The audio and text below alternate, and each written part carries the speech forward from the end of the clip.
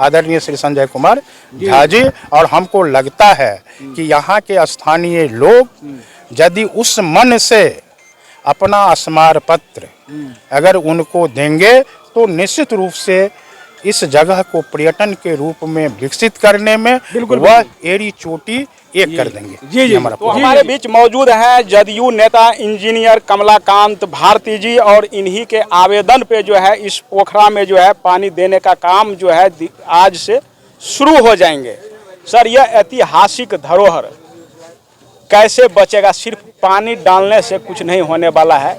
कई ऐसे गांव हैं जो कि इतिहास में दर्ज हो चुका है, लेकिन ये इतिहास रचा हुआ पहले से है, सदियों से है। इसका जो अस्तित्व है खतरे में है, मैं तो कहूँगा मिट्टी में मिल चुका है और मिल गया है। कैसे कम से कम नहीं पर्यटक स्थल तो दार्शनिक स्थल भी तो कम से कम होनी चाहिए। आपकी सरकार है। देखिए संतोष बाबू, सबसे पहले तो मैं आपको धन्यवाद देता हूँ कि आपने जिस तरह का सवाल इस ऐतिहासिक धरोहर पर, धार्मिक धरती पर जो आपने उठाया है। आप एक चीज़ जान लीजिए कि खास करके इस पोखरा से मेरा संबंध बहुत पुराना रहा है, और जिस समय में मेरी पत्नी यहाँ से जिला परिषद हुई थी तो उसी समय में यहाँ पर माननीय संजय कुमार झा राष्ट्रीय कार्यकारी अध्यक्ष जनता दल यू सह सांसद जो उस समय में आयोग में थे, और उनके यहाँ आने के बाद इस पोखरा के महत्व को जब उन्हें बताया गया तो उनका ध्यान आकर्षित हुआ, और खास करके यहाँ सीमा क्षेत्र विकास योजना से और पर्यटन के रूप में विकसित करने के लिए जो इनकी साहित्य है उस साहित्य से विभाग को अवगत कराया गया, और अवगत कराने के बाद लगातार रूप से जो यहाँ सौंदर्यीकरण का काम हो रहा है तो ये चीज़ आपको जरूर दिखाई देता होगा। जो चीज़ आप पहले कह रहे थे, आज 1.5 करोड़ से यहाँ जो श्रद्धालु भक्त आएंगे उनके ठहरने के लिए इतना बड़ा भवन बना हुआ है। एक किसानों को यहाँ पर प्रशिक्षित करने के लिए किसान भवन बना हुआ है। जिस खिरिया पुरिया के बारे में चर्चा होती है, पेड़ के बारे में, कि राजा के बारे में रानी को जब गलत सूचना दी गई कि राजा को फांसी हो गया, और जो खीर पूरी वो बनाई थी उसने जो फेंक दी और उससे जो पेड़ पैदा हुआ है वो आज भी आप देख रहे हैं कि 12 फीट उनका विद्यमान है, अभी इतिहास और इस जगह का, इस धार्मिक स्थल का आकर्षण ने ही व्यक्ति को आकर्षित किया। और वो चबूतरा, आप कितना सुंदर चबूतरा यहाँ पे देख रहे हैं। यहाँ जो ये मंदिर है इसमें जगह, इस जगह में जमीन भी दान में है जहाँ एक साधु रहते हैं। एक चीज आप, भगवती का ये मंदिर, ये +2 उत्क्रमित माध्यमिक विद्यालय, ये सारा भगवती मंदिर, दीनानाथ भद्री बाबा का मंदिर, राजा सलहेश बाबा का मंदिर, ये चीज जो आप देख रहे हैं कि सर्वधर्म संभाव का जो ये जगह है, यह जगह तो विकसित हो रहा है। लेकिन सर देखने में तो खंडहर लग रहा है, दिखाई ही नहीं दे रहा है। लोग जो बाहरी, हम लोग तो स्थानीय हैं, आप भी स्थानीय हैं, हम भी स्थानीय हैं, लेकिन इस वीडियो को अगर दिल्ली वाले देखेगा, पंजाब वाले देखेगा, राजस्थान वाले, और जो इतिहास आप अभी जिक्र कर रहे हैं, हमने भी एक लड़का से करवाया किया है, उसको देख करके लगा नहीं ये तो झूठे है। ये एक चीज देखने से, एक चीज आप जान लीजिए कि पिता मजदूरी करके बच्चे को पाले या कोई व्यवसाय करके पाले या भीख मांग करके पाले, जब उसके बच्चों में शोहरत आ जाता है तो निश्चित रूप से उसका लोग सलाम करते हैं। इतिहास और साहित्य भी इस बात का गवाह है कि पिता पुत्र के नाम से जाने जाते हैं और गुरु शिष्य के नाम से जाने जाते हैं। भगवान कृष्ण के नाम पर ही भगवान वासुदेव को लोग जानते हैं। बिल्कुल बिल्कुल।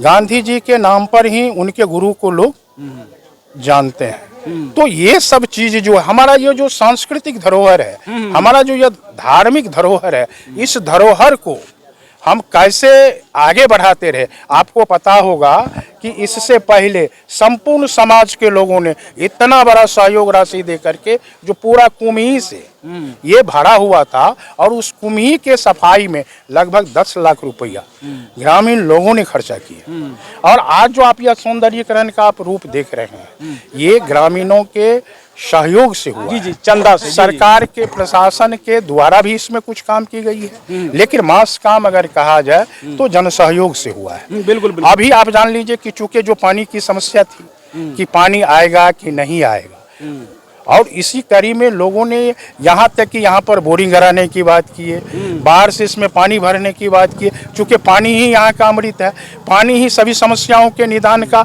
साधन है, तो इसके लिए सारी काम हुई थी। लेकिन हमें आशा और विश्वास है कि चूँकि मैंने 15 वर्षों से यहाँ पर जो काम हो रहा है उस काम को एक एक चीज़ को मैं देख रहा हूँ, और ये पानी लाने में जो विलम्ब हुआ है, इस बार जो पानी आने में विलम्ब हुआ है, ये इस गांव के ही नहीं, इस पंचायत के ही नहीं, वरन इस विधानसभा से लेकर के इस जिला के लोगों के मन में इनके महत्व के बारे में जानकारी सभी लोगों ने हासिल किया है। और यह जगह कैसे ऐतिहासिक हो, आप तो जानते हैं कि लौकी में कोई ऐसा जगह नहीं है बिल्कुल कि यदि आपका मन विरक्त हो जाए और उस जगह पर जाकर के आप अपने मन को शांत कर लीजिएगा, वह एक ऐसा जगह है। बिल्कुल, यही इसलिए तो मैं बोल रहा हूँ इसको अगर कम से इसको कम, जी। पर्यटन के रूप में बिल्कुल, इसकी बिल्कुल। इसके सौंदर्यीकरण पर यदि काम किया जाए, बिल्कुल, जो सरकार का दृष्टि भी है, जल जीवन हरियाली अभियान का जो कार्यक्रम है, फिर